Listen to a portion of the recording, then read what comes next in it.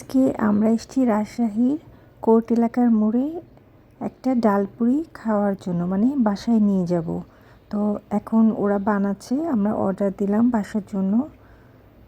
এখন আপনারা দেখেন যে কত বড় ডালপুরি। এখানে একটা আছে 50 টাকার আর একটা আছে 100 টাকার। আমি 50 টাকারটা অর্ডার দিয়েছি 4টা। তো আমরা এখন অপেক্ষা করব যে তারা একদম মানে আটা আগে থেকে মাখানোই ছিল দেখতে পাচ্ছি।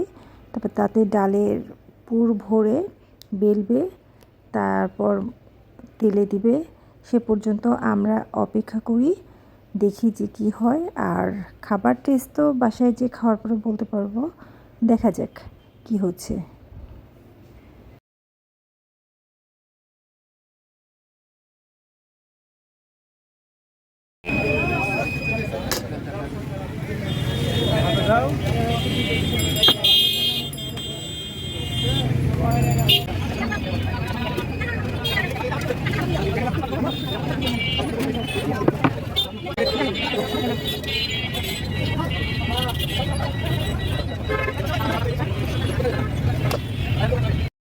এই যে একে একে সব ডালপুরিগুলো তেলের মধ্যে তারা ডুবিয়ে সুন্দর ফোলা ফোলা ডালপুরি। আমি এত বড় ডালপুরি কখনো দেখিনি।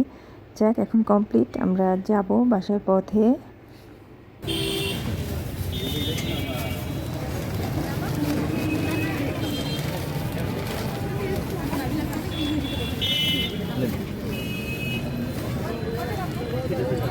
এই বড় ডালপুরি করার বুদ্ধি আপনার?